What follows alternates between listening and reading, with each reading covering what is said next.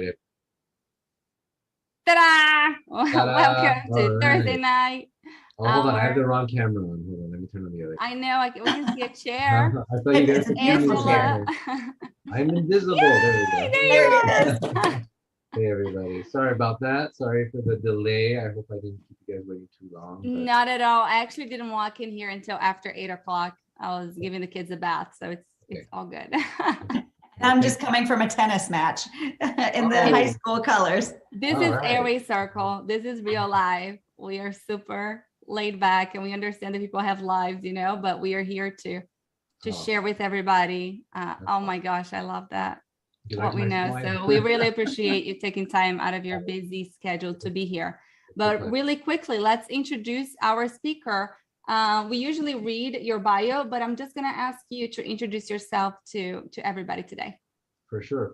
So I'm Kevin Coppelson. I am the Oral Maxillofacial Surgeon at the Breathe Institute. I head the department here. Are you guys are all aware of the Breathe Institute in LA? Everybody? Yeah. What's that? Yeah, the Breath Institute. It's actually different. It's a different one. But no, the Breathe Institute. So I actually met Dr. Zaghi actually in high school, and we actually went to college at the same time. He's a couple years ahead of me, but we always knew each other, and we were kind of on like these similar paths, but a little different, and then we kind of met again. So I went to UCLA, and then I went to USC in Southern California for my dental school. I then did my oral surgery training at the University of Maryland and Shock Trauma Center in Baltimore. Great place to learn about trauma, great place to learn about really kind of advanced disease and bone problems and stuff like that. I did dual degrees, so I also did my medical school training and a year of general surgery at the same institution. I developed my love for jaw manipulation when I was in residency. So I'm super into the kind of life-altering changes that can be done surgically by repositioning people's jaws. It started in residency when, there was let's say a young person, 16 to 17-year-old that has a facial deformity, and you do a surgery, and then overnight their confidence comes back. They were so self-conscious. They had so much psychosocial issues, not to mention the chewing issues when their bites off and all kinds of stuff. And so I was like, this is amazing. I'm like, I just changed this kid's life, right? And then I did the next one for someone with sleep apnea.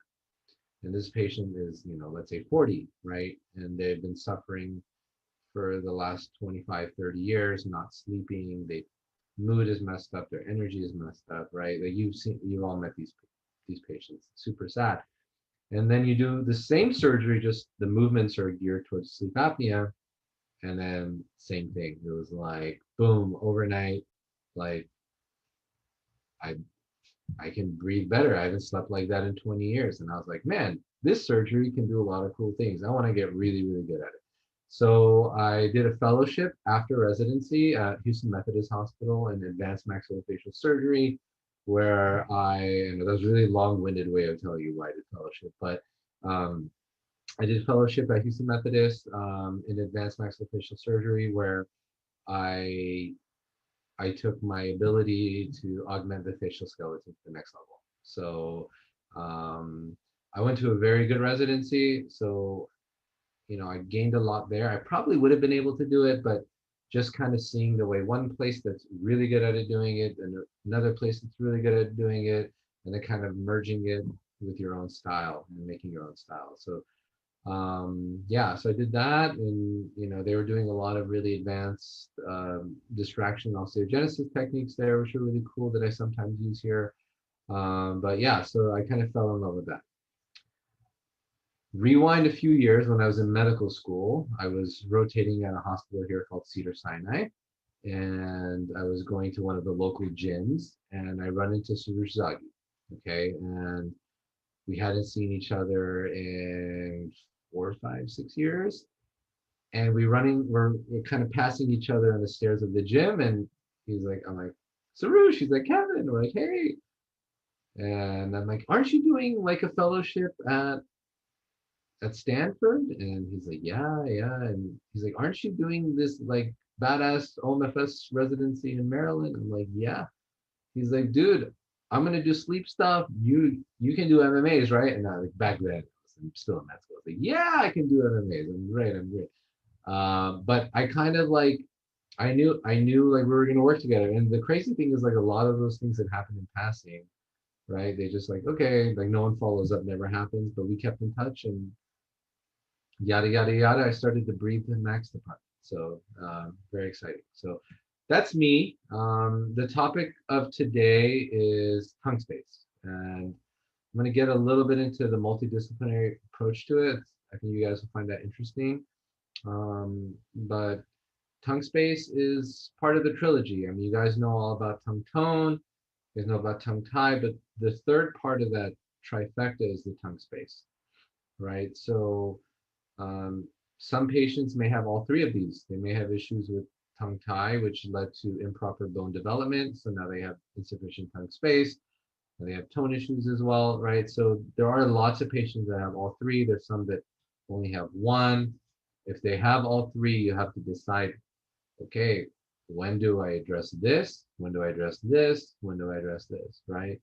So in general, what are your guys' general take in terms of if you had to choose when to start therapy or treatment, right? Therapy, I mean in terms of even surgery, right? Surgery is the therapy too.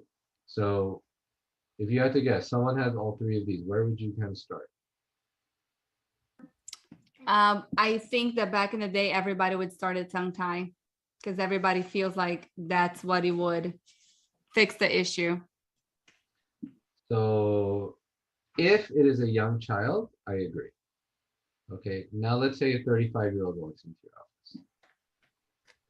How would you order the operations? Does anybody want to answer? You guys put on the chat. If you guys don't want to answer, I'll just. Depends on their case. There he goes. Malia said depends on their case. Steven said tongue space. Kimi, I would generally say tongue tone and tongue space for adult. Chris said tongue space. Yep.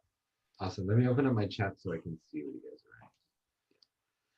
are. Awesome, guys. So yes, I think in the olden days, I think everyone would treat tongue tie first, no matter what, right? And then people realized tongue tone before tongue tie, right? Then I will argue, even a few years back in my career, I would say tongue space first, and then tongue tone, and then tongue tie. All right. And the reason being is that we know that the tongue tie, believe it or not, can sometimes be helpful. In someone that has insufficient tongue space, it actually holds the tongue from falling back in this tiny cage of tongue space the patient has. Does that make sense? Yeah. So in a way that tongue tie, which is abnormal, we don't want it. Well, in this patient that doesn't have enough tongue space, it's actually protecting their airway a bit, stopping the tongue from even going farther back in the throat. In those cases, you definitely want to increase the tongue space before you release the tongue, because you want to make sure that when you release the tongue, you have to have a space for the tongue to come into, right? You don't want it to just, there's nowhere to go except backwards, right? So increase the tongue space, create enough room for the tongue. And then now the way I practice is very different. So now I implement myofunctional therapy in all my tongue space surgeries, right? I'm getting them ready for just the way you get them ready for the release. I get them ready for this bigger house that they're gonna have. So that's my new way of practicing. My results, I think, are bar none right now in the country.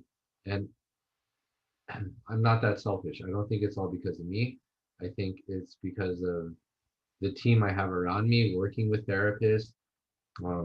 My care team is a lot bigger than just me and my functional therapist. I'll show you guys in a bit, but I have a whole different kinds of specialists, from nutritionists to all sorts of different kinds of people that help me get the best results possible. It makes me look good, you know. But yeah, so that's kind of how I think the order of operations have kind of evolved through the years. I think now it's tongue tone, tongue space, tongue tie, while still doing tongue tone before, during, and after. Okay.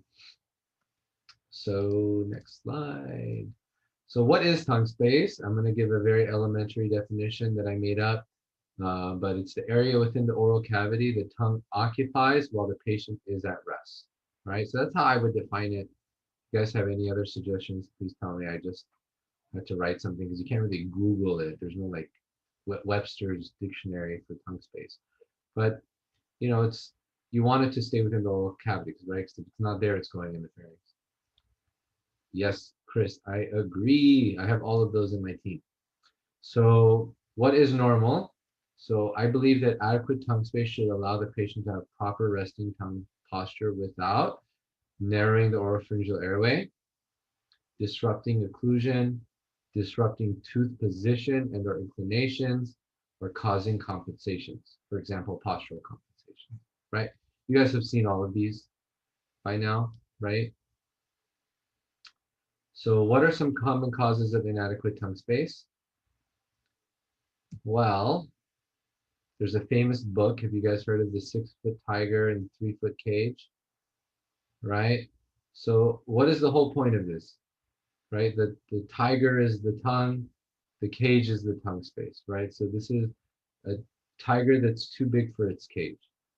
So the question becomes, is the problem the tiger or is the problem the cage? Right? Is the problem, do these patients just have tongues that are too large, or do they have a cage that's too small? Right? Patients can have enlarged tongues. I use that picture again because I love it and I pay for it. But you can have an enlarged tongue, also called macroglossia, but it's very, very rare. There's basically like a handful of conditions that can cause it. I wrote them down here, but like Down syndrome, Beckwith-Wiedemann, amyloidosis, hypothyroidism, and acromegaly, right? So they exist, but they're not common. Yes. Can you have macroglossia in somebody without any syndrome at all? You can have non-syndromic conditions like amyloidosis, where your body is abnormally making proteins that deposit within the muscle tissue and cause it to enlarge.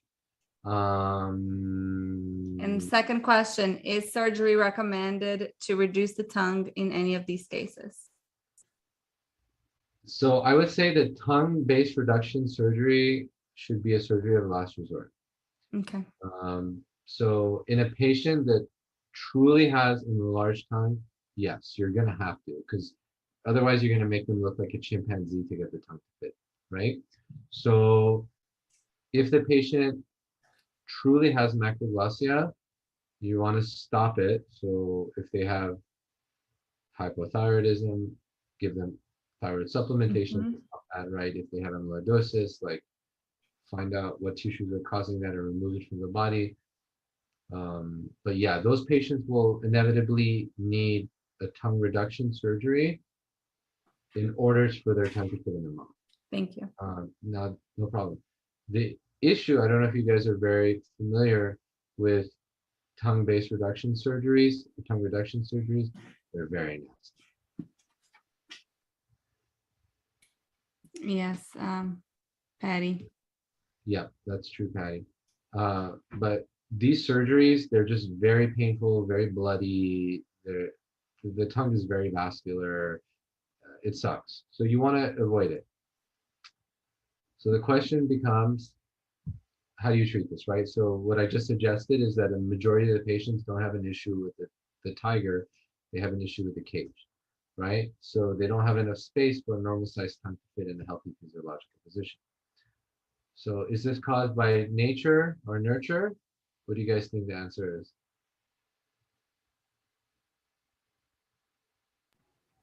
Type your answer into the chat box, everyone. Yes, and I'll check on Facebook. We also have to make sure that we repeat whatever people are saying on the comments here, so people on Facebook know what we're talking about. Or everybody on Facebook, you guys can just come on over to Zoom. Oh, nice. Oh, they're watching me live on Facebook right now? Yes. Oh, I You're didn't know on you two could do that. platforms. Very cool. Julie says both. Kimmy says mostly nurture. Steven says nurture. Yep. So Yep. I think the answer is both. I think genetics play a component to everything that's going to happen to your body, how tall you're going to be, how big your jaws are going to get. But as we all know, nurture is huge. You guys ever seen the slide by Dr. Zaghi, the cycle of oral dysfunction? Love it. So this is exactly that, right? So you have dysfunction in your oral myofascial compensations, which leads to restricted tongue mobility. The restricted tongue mobility leads to a low resting tongue posture. That leads to mouth breathing. Mouth breathing leads to abnormal orofacial growth. Abnormal orofacial growth leads to limited tongue space. And then limited tongue space leads back to the orofacial dysfunctional compensation. Looks like Jessica has Jessica, something. Yes, Dr. Jessica Coppelson. asks, I want to make sure I understand. Addressing tone comes first only in surgical cases, and tongue space comes first in ordinary myo cases. I don't quite understand. So tongue tone comes first only in surgical cases. I do tongue tone for, I mean, I don't do lingual frenuloplasties here because obviously like the There's somebody else that down the hall. But you know, he also employs tongue tone before his surgeries. I had tested out that philosophy on my type of surgeries and also had better results. So I implemented that. I think I understand her question. So if somebody has enough space, then you address tone Yes. in myofunctional therapy before you get a release done. If this person needs surgical cases, I think you mean expansion. Then in that case, you do space first and then tone. No. So it's always tone first, right? Always I'm going to tone get them a myofunctional evaluation right after they meet me. Like once they sign the treatment plan, I Okay. send them for a myofunctional I evaluation. think I said it the wrong way. I see it now. Awesome. But what I was saying is that if they also have a tongue tie, I'm going to time that for after I correct for the tongue space. Perfect. Okay, yeah. I hope that clears it. All right. There's also a whole slew of studies that show how chewing and breathing can affect the development of the jaws. I'm sure you guys have seen this before. Animal studies where they feed rats or pigs either a soft processed diet or a coarse, unprocessed diet, and the pigs that ate the coarse diet, they grew bigger jaws, and same thing with the rats. And then, even these like cool anthropological studies where you dig up, mandibles and skulls of even medieval times people or ancient Egyptians. And what do they always find? Erupted third molars, no malocclusion, insane, right? Like in 500 years that disappeared. Like, and we're just like, okay, this is normal. Let's take out your wisdom teeth. Let's take out premolars. Like, it's like, why does nobody have room for? I mean, I take out wisdom teeth. It's a big part of my income. It's great for business. But like, it's crazy that like probably, what would you guys say? 90% of people don't have room for the wisdom teeth. Yeah, probably around those numbers. And we just treat it like something so natural and normal now. Yeah. We all see, I mean, like working as a normal. Like patients go like, when do I need to get my wisdom teeth out? I was like, 16. I asked for it. I said, let me go ahead and get this done before I move to the US so I don't have to worry about it. We Become the norm. Absolutely. It's crazy. Like I never thought anything about it, like obviously they don't talk about any of this stuff in dental school or oral surgery residency or fellowship. You have to be a self-learner and get exposed to it and then dig deeper and then be like, holy crap, like why does not everybody talk about this normally, like in society, not just in healthcare? So anyways, really cool stuff. Now I want to get into some of the maybe boring stuff, but important stuff. I want to talk about some of the anatomy. So how do we define the borders of the tongue space? Okay, so anteriorly, it's the maxillary, mandibular, incisor crowns, I guess, not the whole teeth. And then the canines as well with the corresponding alveolar, right? So these will be the kind of anterior boundary. Imagine the tongue wasn't there. You'd also have some alveolar bone there in the mandible. Laterally, same thing, but premolars back. So maxillomandibular premolars, end molars with the corresponding alveolar bone. Superiorly, palate hard and soft. Inferiorly, floor of mouth. Can't really do anything there, can you? And then posteriorly, you have your uvula, tonsils, the pillars, and the posterior wall of the pharynx. All right. So let's take a closer look at the jaws. So I know if you guys have seen my talks before, you may have seen these slides, but also good review. The size and shape of the jaws have a big impact on your airway, right? And that's because I'm going to take a look at this. This is called a sagittal cross section. So this is kind of a human face sliced right down the middle, okay? And you can see the tongue, it inserts into the lower jaw, and it's supposed to fill up the whole palate. This patient has very bad tongue posture. And the airway is behind the tongue, right? So this is called your oropharyngeal airway, or your pharyngeal airway. And the anterior border of that airway is made up of three structures. You have your uvula soft palate, you have your tonsils, and you have your tongue, right? So if you have insufficient tongue space, where is the tongue going to go? Most of it back, right? So this is a jaw that didn't develop normally, insufficient tongue space, tongue has only one place to go, airway gets narrow, right? You get that little narrow red airway. Small airways are bad, right? Because it takes very little bit of collapsibility to make it shut, right? If you have a big airway, it can withstand a little bit of collapsibility before everything closes off. All right, so I want to talk about the upper jawbone known as the maxilla, okay?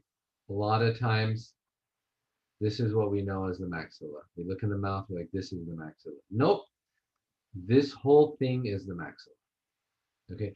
This is actually the maxillary bone right here, and you have 4 different processes that come off the maxilla. The part we're used to looking at in the mouth is just one process of the maxilla. It's called the alveolar process. So the alveolar process, oh, thank you guys. A little bit of Photoshop skills, a little bit of Photoshop skills. But yeah, so this is the alveolar process. It's the part that we most often associate with the maxilla. The body has 3 other processes, two of which you can see from this frontal view. You have the zygomatic process, so part of the cheekbone is part of the maxilla. And then you have the frontal process. So you can see the entire lateral nasal wall is created from the body of the maxilla and the frontal process, right? Here's the posterior view. Now you can see the 4th process. It's the palatine process. That's the nasal floor.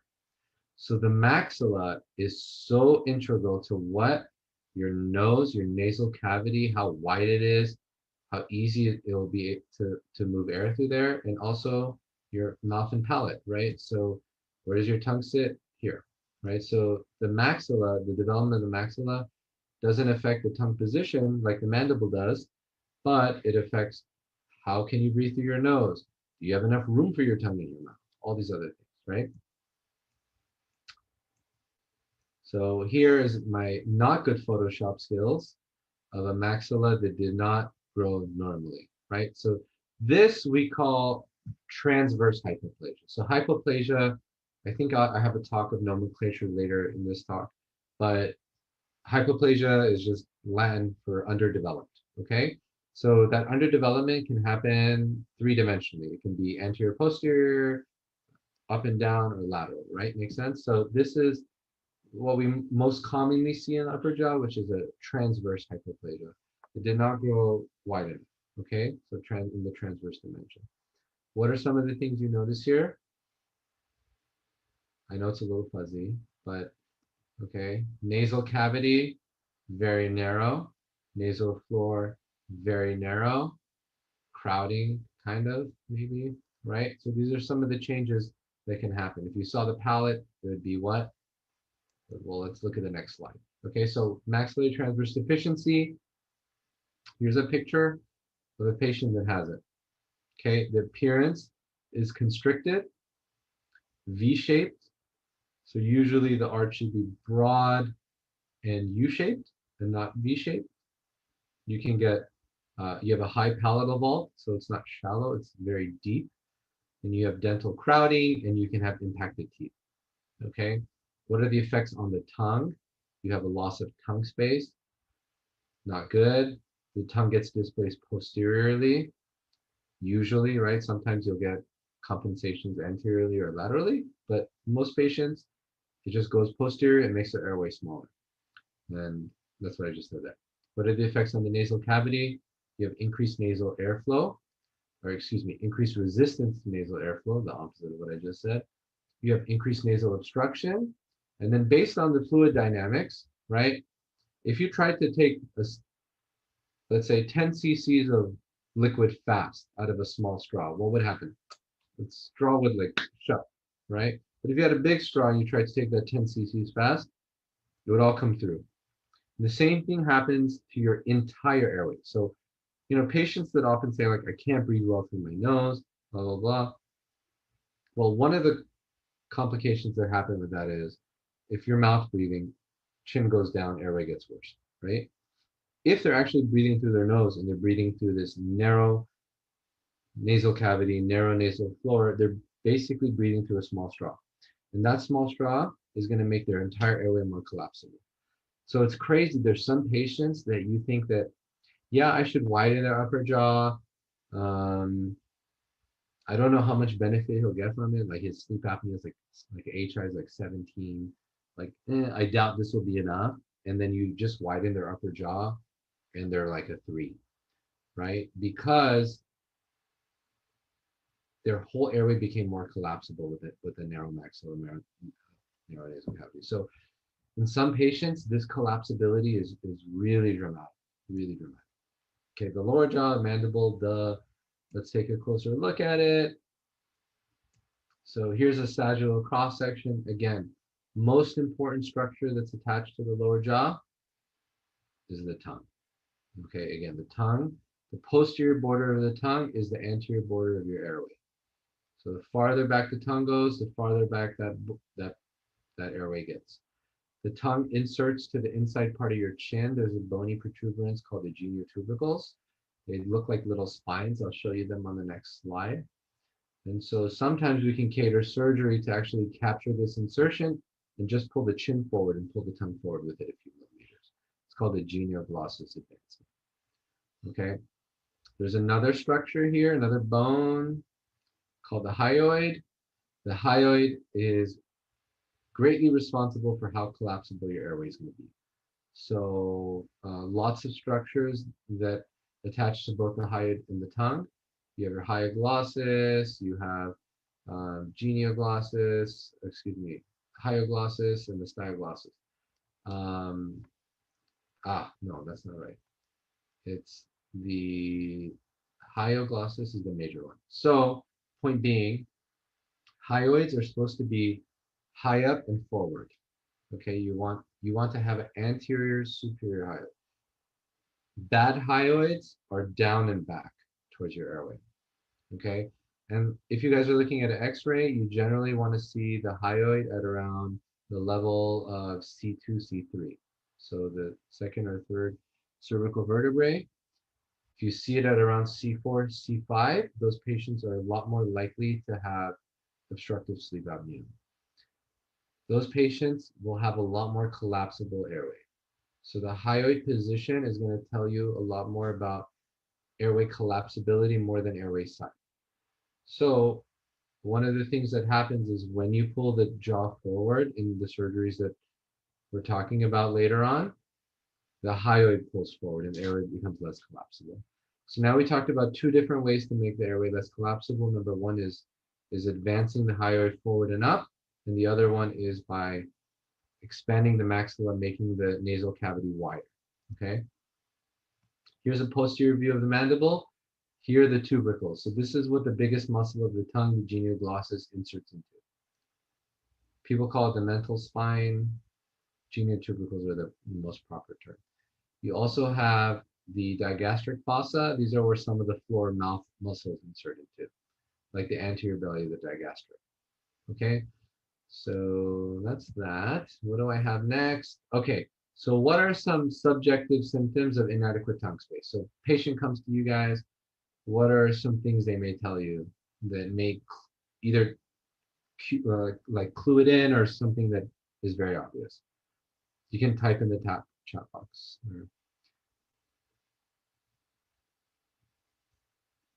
Yep, I hear that a lot. That's the first one I put down in My tongue doesn't fit in my mouth, Kimmy said. Yep.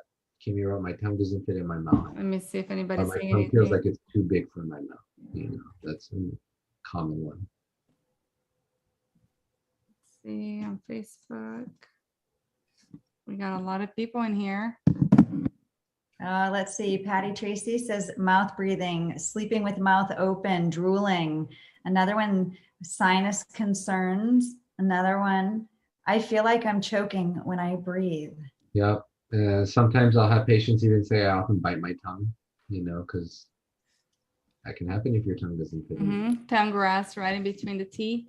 Yeah. You know what I heard just recently is I was snoring while I was awake. Wow. I have not had that yet. Biting cheeks. Biting cheeks. Now, I think someone asked this question that I didn't answer. Scalloped lateral borders Tuesday of the tongue. asked, there have been conflicting views on the effect of removable expansion on the maxilla. Does it cause true sutural expansion or just alveolar bone remodeling? I believe it just caused alveolar bone remodeling as far as I've been able to tell. I believe you're talking about appliances like the Vivos, DNA, and other similar ones that are removable. And they basically, the way they work is like light pressure, right? And that light pressure can cause remodeling of the bone. I don't think that can split your suture and cause the entire bone to split down the middle and widen. I've gone to a few of those courses and they never like show you like real before and afters of like, this is the CT scan before and after, measure the width of the maxilla here and here. That's kind of what I wanted from going to those courses, because I was like, you know, like I'm the only dentist here at the Breathing Institute. Maybe I'll like offer like DNA to like certain patients, right? Now I just refer them out. I don't do them myself. But I took like a bunch of the courses just to like learn like facial beauty and stuff. I don't think they cause like true like sutural expansion like you asked. I think it's just alveolar remodeling. So I don't think it's going to really impact your nasal breathing the way a surgery and a real palatal expander would. Yes. Yeah, absolutely. Yes. So Kimmy asked, is it fair to say that those removable appliances can, in quotes, create more tongue space by alveolar remodeling and operating molars, but doesn't increase airway size? Yes. So I think those patients, for example, so this is where patient selection and case selection are really huge, right? So if I have a patient that breathes well through their nose, right, doesn't have any issue breathing through their nose, doesn't have any like sleep apnea, but they need widening of their palate for orthodontic reasons or tongue space reasons or whatever, then maybe surgery is aggressive for them, right? So those are the kind of patients that I'll refer to get appliances like this, right? But if someone has nasal breathing issues, sleep apnea, UARS, anything where I'm like, I need to make their airway better, I'm not going to push them towards the orthopedic remodeling appliance. It's just, to me, it doesn't make sense. I think they're great. They have their place. I refer patients for it all the time because I don't want to be that surgeon that's like one size fits all. Like everybody who walks through my door, I say you need surgery. I don't do that. I tell some patients they don't need surgery and they yell at me. I have some patients that I just referred to. I'm like, hey, try this first. If it doesn't work, then we still have surgery. I have a question about surgery. Yes. What is the youngest that you have seen walk through the door that you have said there's nothing we can do? I mean, we can, prepare this child, but it's going to be surgery eventually. I just have heard ENTs tell 18 months old, you're just going to have to wait until you're 18 years old so you can have surgery. Oh, no. I like, Yeah, no. There are some really good interventional orthodontists out there. So obviously, like if they're young, find out what's causing it. If it's a tongue tie, myofunctional therapy, release the tongue, and then get them into early interventional orthodontics. Obviously, this is all like semi-newish stuff, and not a ton of people are doing it. But if it was my kid, like that's what I would do. I would be like, let's try out these appliances at a young age. I mean, you can do rapid palatal expansion without surgery, not even using a MARPE, just like a regular tooth-borne palatal expander on a 15-year-old, right? So anyone younger than 15 can just get a palatal expander. So no, I mean, yeah, I do very young. I think you can start 3 years old, 4 years old, 5 years old. Yeah.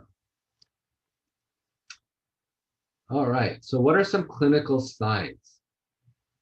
And guys, please feel free to like jump into questions. I Yeah, enjoy you it. guys are welcome to turn the mics on and talk. Yeah, or you can write it in here and I'll read it out loud. You don't feel But comfortable. somebody said scallop tongue. Very good, which leads me to my first slide. Very good, Lisa. Okay. So tongue scalloping. This is probably the most common one that I see. Right? Linea alba. Yep. So tongue scalloping, do you guys grade it ever? You ever use the grading scale? No. So I grade it. So this is the scale. Anything from none to mild to moderate or severe, right? Like, is this the same as this? No. Right? So there are variations to it. You know, there are some very severe cases, and you should note it as being a severe case of tongue scalloping. Or just some mild tongue scalloping or something in between. You guys heard of the Friedman tongue position? Yep. Okay, so a lot of people use Malin Patty. They're related, but they're different, and you should use Friedman tongue position instead. Where did my chat box go? There we go. So, Kimmy, great suggestion. So, Friedman tongue position is basically a modified Malin Patty that's used to be diagnostic for risk of airway disease. Malin Patty is basically designed more for difficulty of intubation and getting general anesthesia. So like if you're talking airway circle, right? We're airway circle here. Airway, you want to use Friedman tongue position, no Malin Patty. Okay, so Friedman tongue position, you want to have the patient open, right? You don't want them to say ah. You just say open, relaxed tongue. And it's a good way of approximating how much obstruction they're going to have hypopharyngally, right? This patient here, the floor, their tongue is falling out of their mouth. You can't see it. Look how much room this patient has. So this is the clue, right? None of these by themselves are stick, but together they become like a story, right? So Friedman tongue position type 1, you visualize the uvula and the tonsils and the tonsillar pillars. In type 2A, which is most of the uvula, but not the tonsil, not all of the tonsils and tonsillar pillars.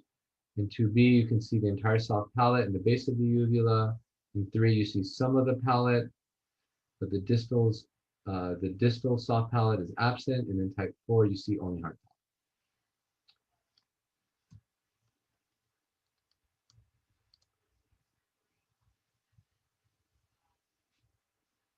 Chris is asking, Okay. is it okay for me to ask a question now? Yep. Have a patient that has tongue space, tongue tone, no tongue tie, can breathe through the nose, mouth closed, and still snores. I am confused. There's no commas in that sentence. Sorry. No worries, Okay, Chris, I'm sorry. Are you saying that you have a patient that has? You have a patient that I guess I can breathe through the nose with the mouth closed, but still snores. I think I got it. I think you got it. If not, Chris, you can unmute yourself and ask. Yes, that's exactly.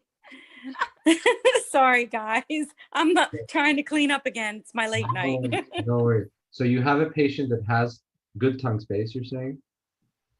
Good tongue space, Good no tongue tone. tie, good tongue tone, not a mouth breather.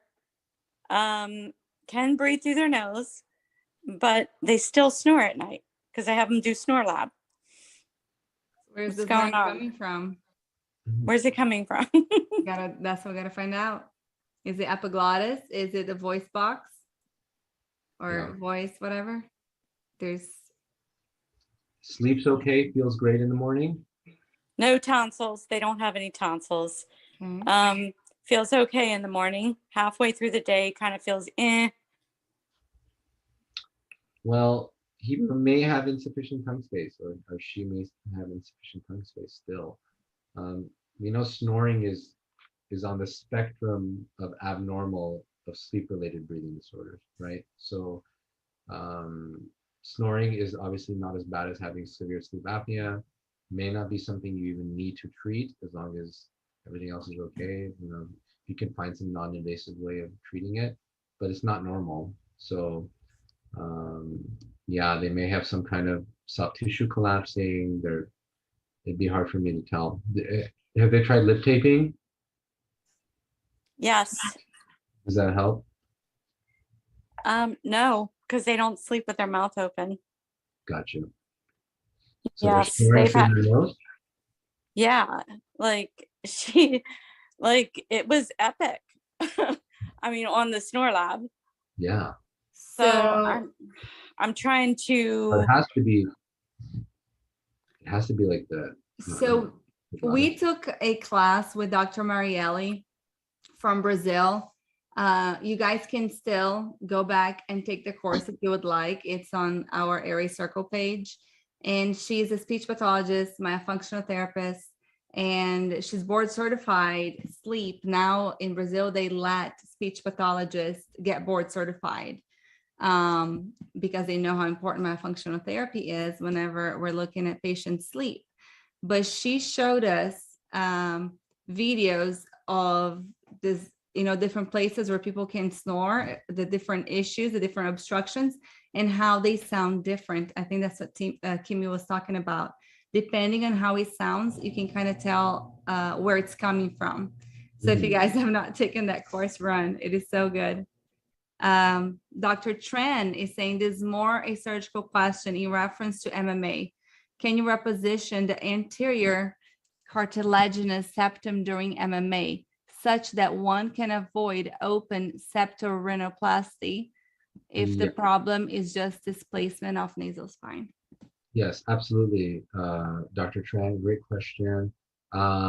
So when doing an MMA surgery, okay, we basically break the upper jawbone off of the skull, okay? It's only attached by soft tissues in the back. And let me just go back a few slides. How long do you guys want me to talk for tonight, just so I can time this better in my head? Hours and hours and 7 hours. Late night with Airway Circle and Dr. Kevin Coppelson. Oh man, I should go get a glass of wine if we're gonna do it. know. Okay, so this is man, okay, so the cut we do to break the upper jaw of the skull, I'm gonna talk very crudely, is above the roots of the teeth and into the floor of the nose. That whole segment drops down. Can you guys see my mouse when I do this? Yes. This whole segment basically breaks off, and I can actually look up into the nose. Okay, so from underneath, you have access to the nose. So what I'm able to do is a few things. I can trim the septal cartilage, okay, because a lot of the time it's bent because it's too long, and I can trim it and straighten it up a bit. I can remove bony spurs. If I want to and be a little aggressive, I can do partial turbinectomies.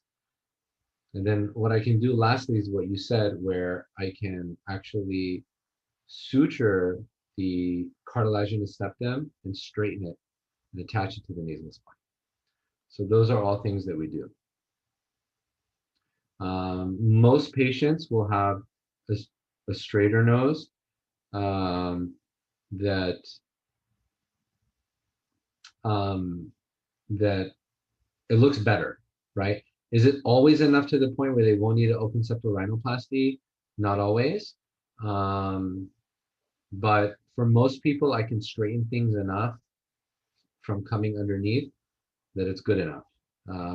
But it's not as invasive as an open septal rhinoplasty. I can't get exactly the same results, but I can get pretty good results. But you're limited. We Can can you do please a few more explain- minutes and we can have you come back maybe. Are you talking to me? Yeah, maybe we can go a few more minutes. We usually stop at 9. I know that we were. Oh, for a break? Oh, are we done? Oh, okay. Everybody wanted to stay. I'm getting a bunch of messages on Facebook too. Oh my God, and sorry. that I I didn't have know to how long I was answer. talking for. We can go a little bit longer, but we would love to have you come back. Okay, yeah, you get whatever you guys want. I can talk longer. You can bring me back, whatever you guys want to do. I'm like halfway through. I'm sorry. I thought I'm like used to talking. No, you're good. You're gonna finish your. We do want you to stay. I just don't know if everybody else is okay staying. I mean, You guys want to just bring me back another time? anybody want to put in the chat? While we're waiting for you guys' answers, I will ask some of these questions from over here. Emily is asking, how do you improve Friedman's tongue position in children? Jaw development. There he goes. Anne O'Connor was talking about Chris's patient. Drug-induced sleep endoscopy would be revealing. Yes.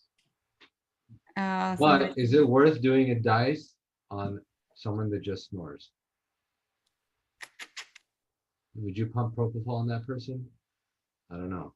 You can make the argument. when would you choose to do a dice?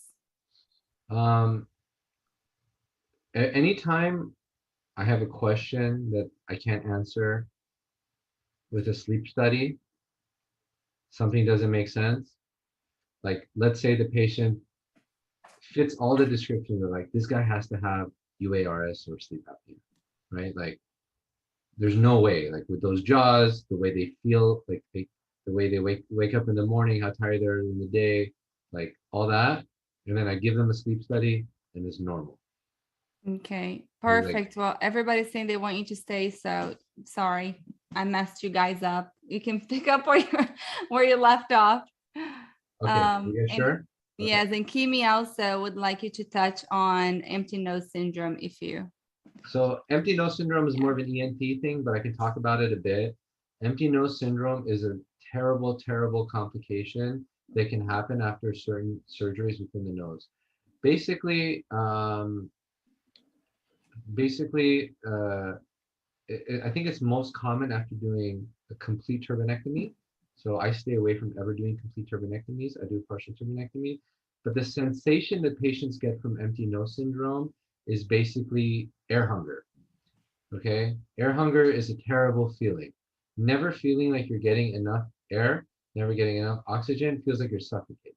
They feel like they're suffocating 24 hours a day, right? But they don't actually have a limitation on their breathing, but they feel like they're always not getting enough air. And they have a very high suicide rate, unfortunately.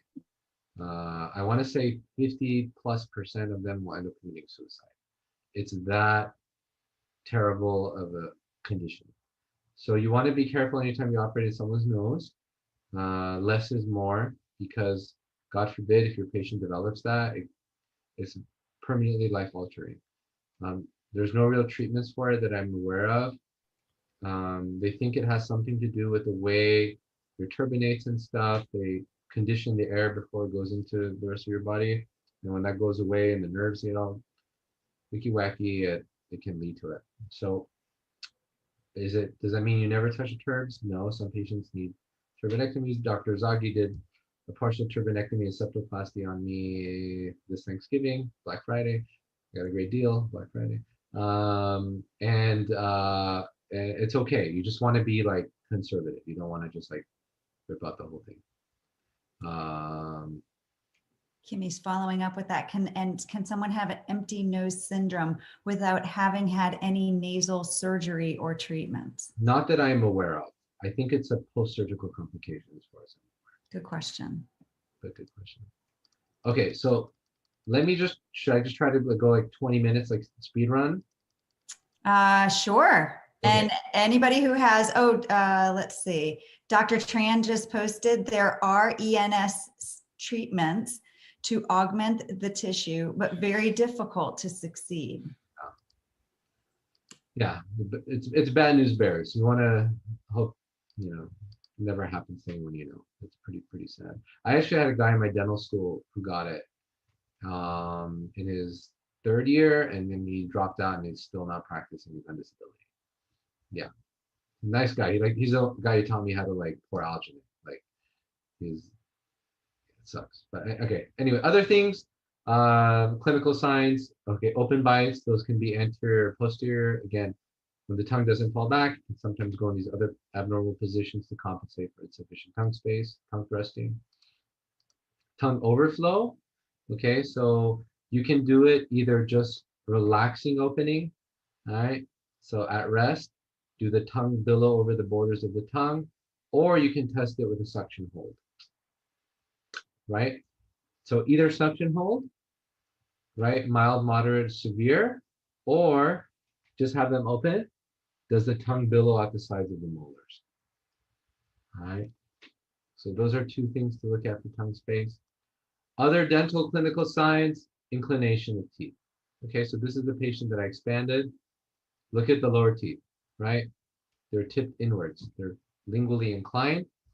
Okay, that's going to eat away at some tongue space. So these are things you can look at. Okay, maybe some orthodontic expansion. Tori, okay.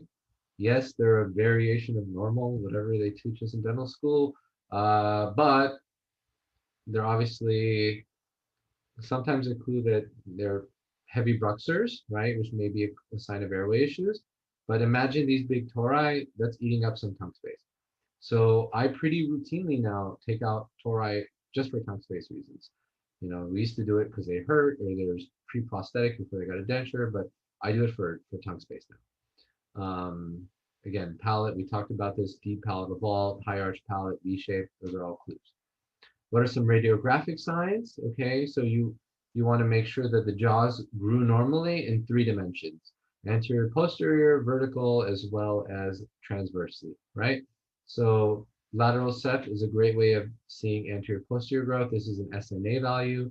This is where we look at the stellanasion line. This is your skull base. Okay, so this is your anterior skull base, and we draw a line from SN. So sella is your sella turcica, where the pituitary gland is. Nasion is where the intranasal sutures meet. And so this line represents your anterior cranial fossa. The line from there to the A point of the maxilla, right? This gives you a degree. The normal SNA is 82.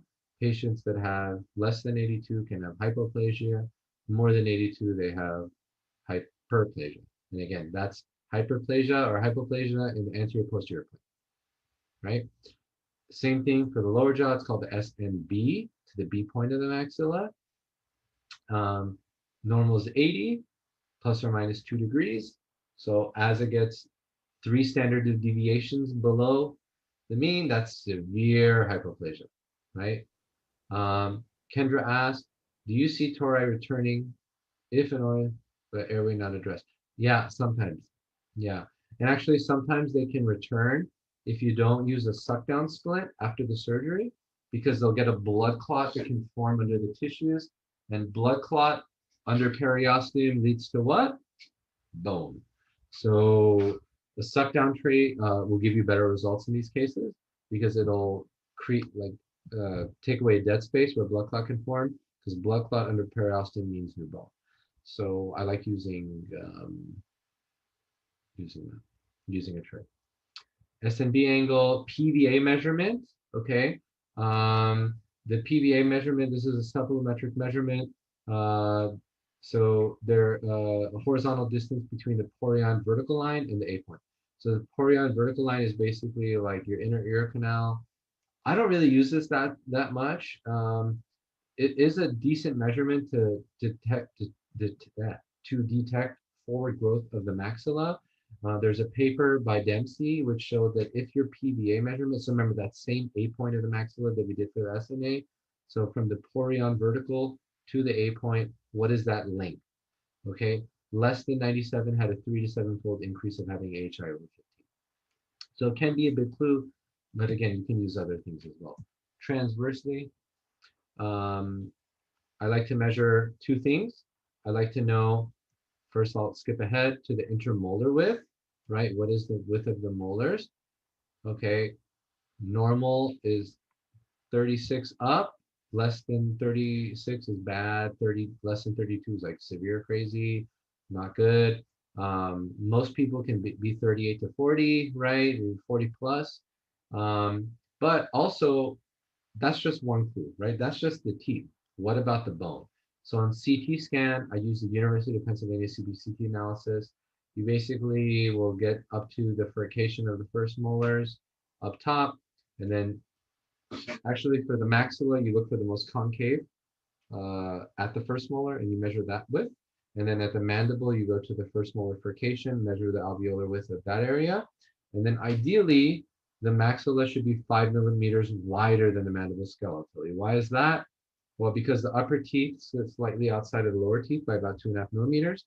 2.5 millimeters per each side equals 5 millimeters of increased skeletal width necessary in the maxilla. So I do this, if I do this calculation on a patient, I'm like, okay, your maxillary skeletal width is 55. Your mandibular skeletal width is 55. Does that mean they're normal? No, because the maxilla should be 60 if the mandibular skeletal width is 55. So I know I have room to expand that, not just orthodontically, but also skeletally, orthopedically, right? Talked about intermolar width, airway measurements. Old ways, we used the posterior airway space. This is just a two-dimensional, not as good. Now I use 3D airway measurements. A lot of softwares will allow you to quickly create either total volume or minimal cross-sectional area.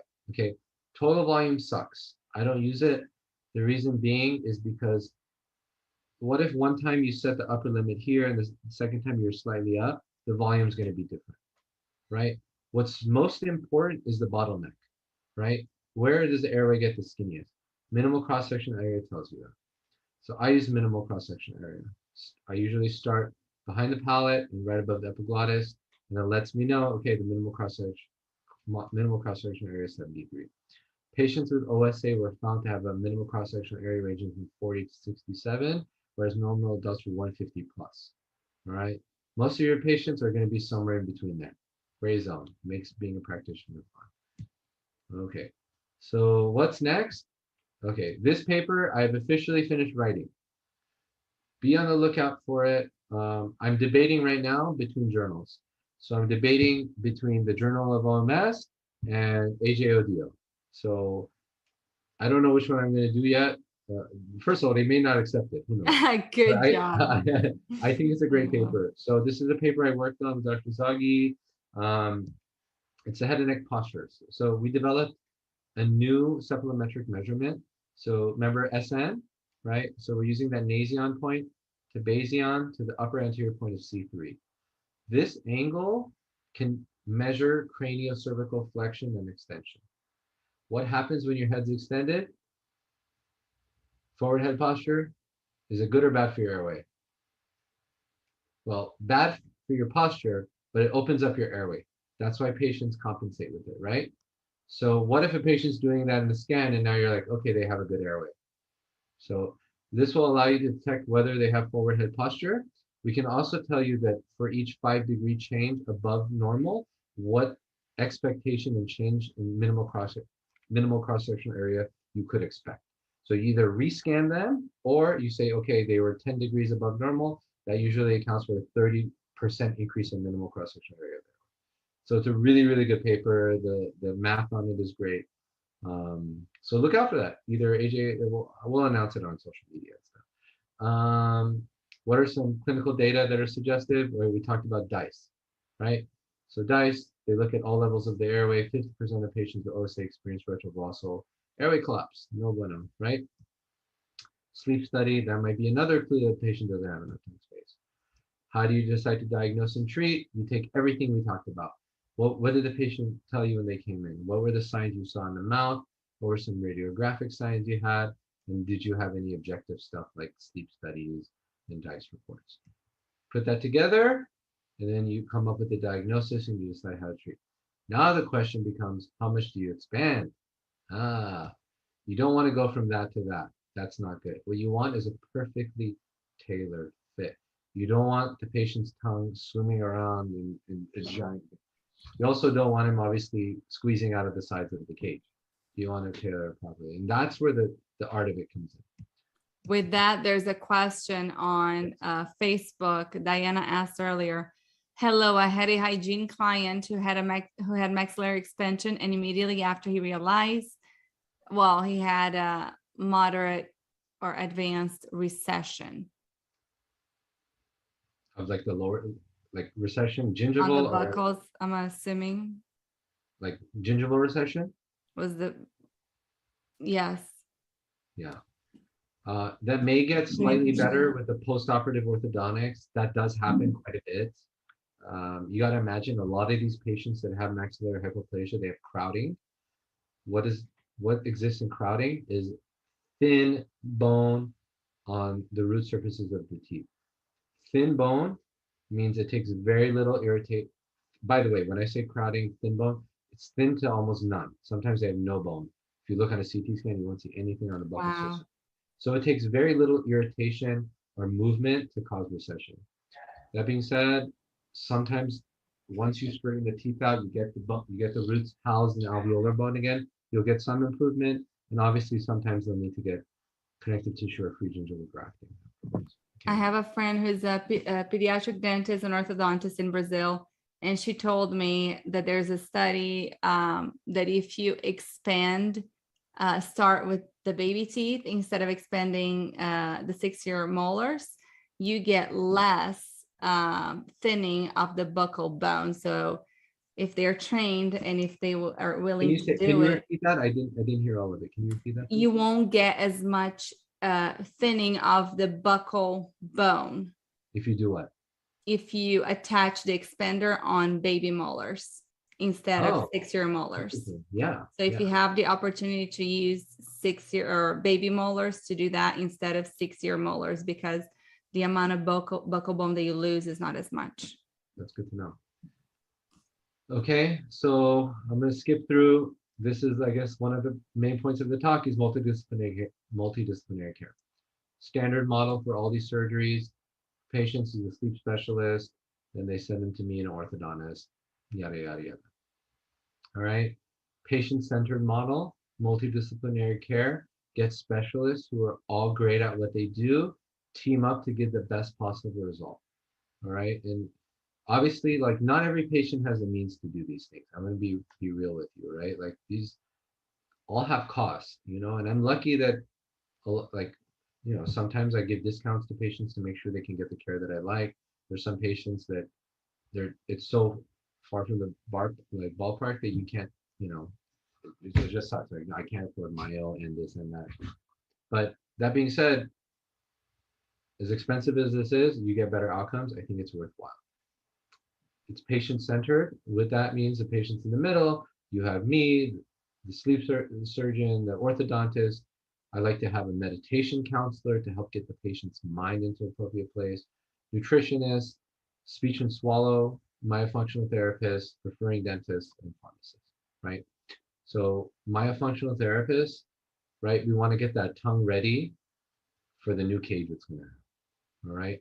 A lot of these patients have long-standing orofacial dyspraxias. We work on removing them, work on breathing, work on swallowing, restore them. So this is both for surgery. Okay, so MMA patients, they're going to have limited opening. I never wire them shut, but just the muscles are stripped. It's a big surgery. So myofunctional therapists are great at getting them to restore their facial animation, regaining their maximum incisal opening. And then you can also work with your myofunctional therapist. They do like lymphatic drainage. Some of them do.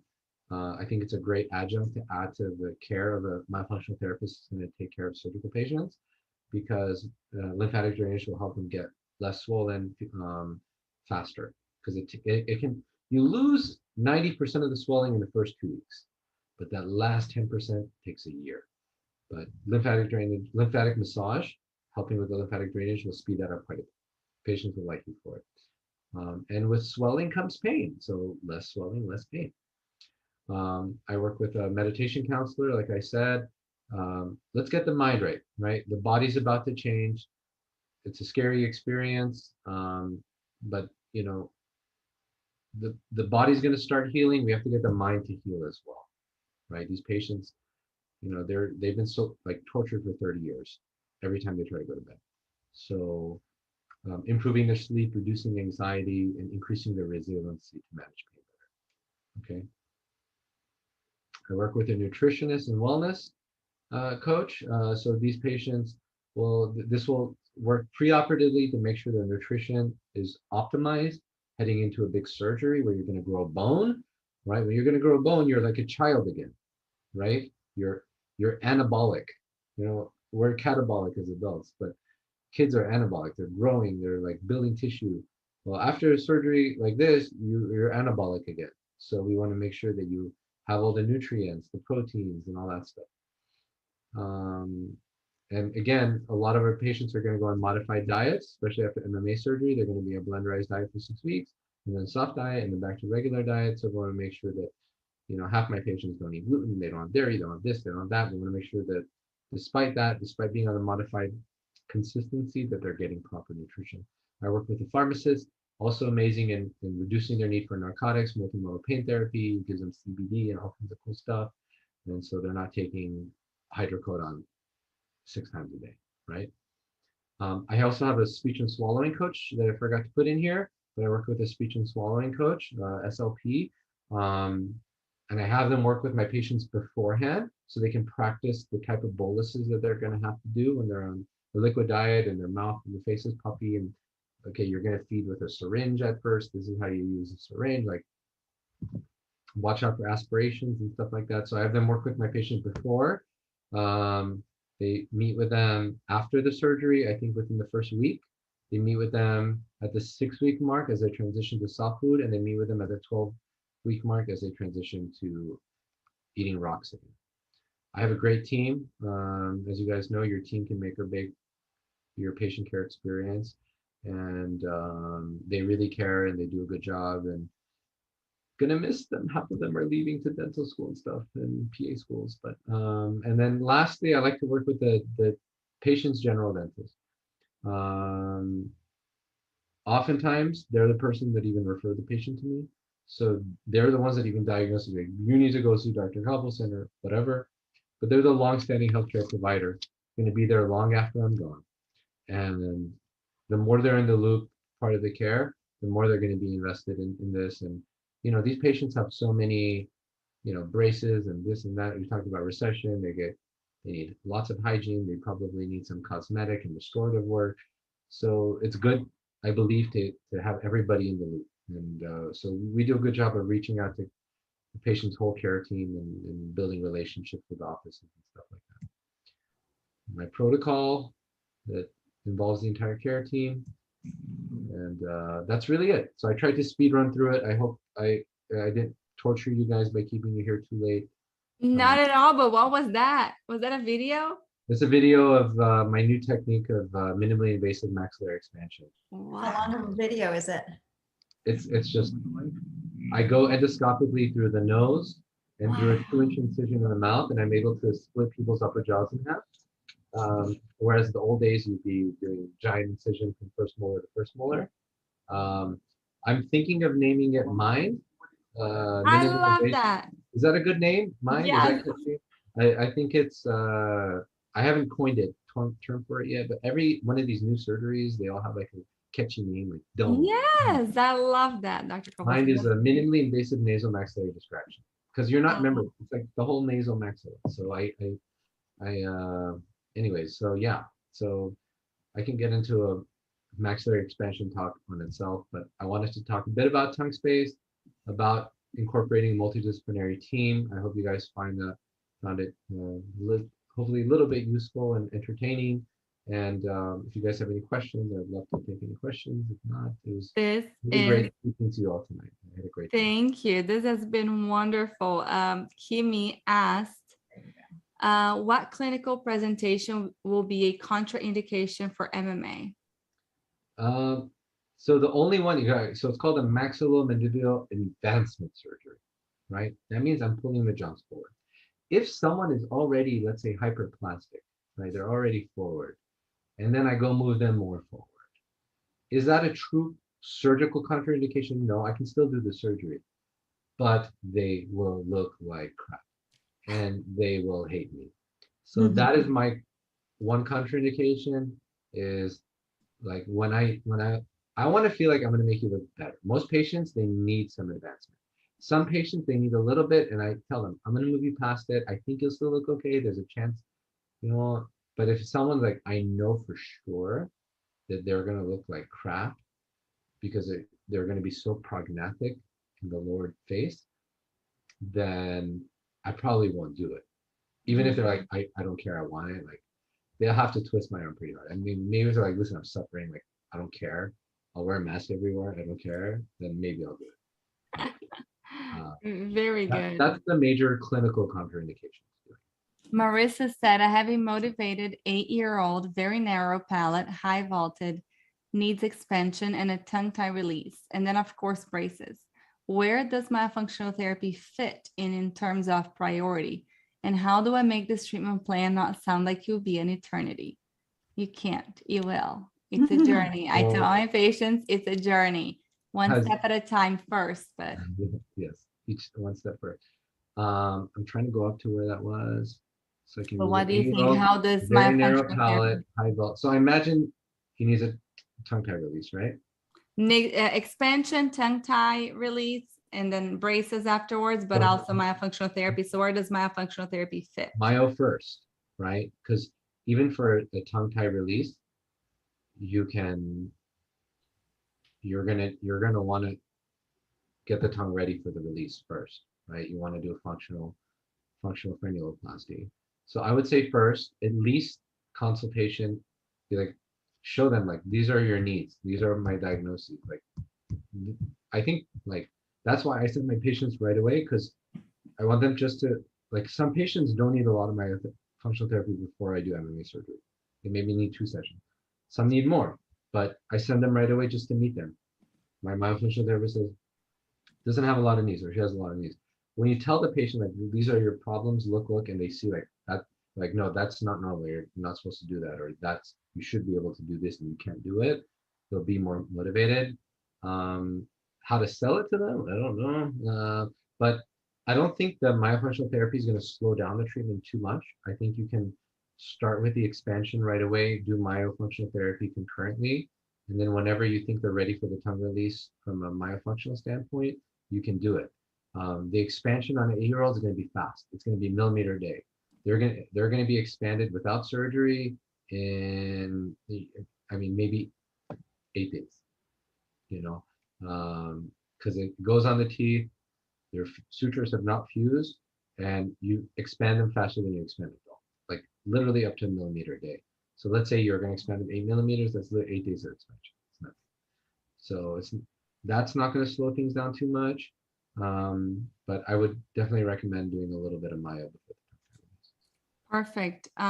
Jessica, yes, you can ask the question about the breathe course. Yes, if I can answer it. I don't plan stuff. If we know, and you can ask. If we know, we'll answer. Kimi. My question is somewhat similar to the person that just asked their question. Yes. My airway-centric dentist that I work with, she took Dr. Zaghi's breathe course and learned that before releasing a tongue tie patient, you have to have them undergo expansion. So I was kind of wondering what the last patient, or I'm sorry, person was wondering as far as question-wise where myo fits in, because that's what my original question was confusing me about earlier when I asked. Got you. So your question is like the timing of myofunctional therapy when someone needs both tongue space expansion as well as tongue tie. Yes. So I send them right away. So so again, tongue space before tongue tie. And then where does myo fit into that is I send them to myo right away for an evaluation, find out what their needs are. Okay. And then based on what their needs are, if they don't have a lot of stuff going on, you can do the expansion right away and then continue with myofunctional therapy. See, a lot of these therapies, it takes weeks of stuff after the surgery. So it's like weeks of expansion or weeks of healing after MMA. During that time, well, let me be more clear. After MMA, their maxillary expansion is different. Maxillary expansion, you can start myo right away in preparation for tongue tie release. For MMA, you don't want to do regular myo until 6 weeks after the surgery. Nothing, only passive exercises, nothing active, nothing where you're going to use force, only passive exercises. So it's very limited. So my patients really kick into the post-surgical myo about 6 weeks after. Awesome. Before that, they're mostly doing lymphatic stuff, neurosensory training, and things like that. Yeah. Amazing. Chris said myo is used to deal with the compensation prior. Very good. Yes. Yeah, we're trying to just diagnose and start working to deprogram a lot of those compensations before the surgery. I would like for everybody to turn their camera on. I want us to take a photo so I can send to Dr. Zaghi. If we can stop sharing our screen, and I would like to do this photo. I'll show you guys what you have to do. But I would like as many cameras on as we can have. I know they're busy in Dallas. Hey, Chris. All right, let's see who else. We got 25 people left in Zoom. It's dark in my room. Who else? I wonder if all of them are showing on my screen or if like I have to. Okay, more people. Yes, come on, a few more. I'm gonna ask you guys, everybody, to show us their 3 fingers for tongue tie, tongue space, and tongue tone. So everybody, 1, hold on, make sure I got this. 1, 2, 3. Hold on, and go. Yay, thank you. Awesome. We should have drawn a little smiley face on the middle. I know. Dr. Coppelson, this has been such a wonderful talk. Thank you so much. We know how busy you are, and to take time out of your day to come in and teach us, even go after our hours. We really, really appreciate this. Yes. Thank you guys for inviting me. I had a great time. Keep in touch, and hopefully I'll get to talk again. Hopefully this is the first of many, and next time we'll have a glass of wine. Yeah. All right. Thank you guys. Have a wonderful night. Have a good night, everybody. Thank you. We will see you tomorrow with Dr. Hang at 6:30 p.m. Eastern Standard Time. Dr. Hockel is going to do a surprise recording that we have with him. And then Nicole Goldfarb will be hosting her podcast. Right, the Airway Answers podcast episode tomorrow at 6:30. So don't miss it. It's going to be a live recording. So we have to be a little bit more serious than we are whenever we do our Thursday nights. All right, guys. Thank you so much. Have a wonderful night, and I will see y'all later. Bye. Thanks for being here. Mwah.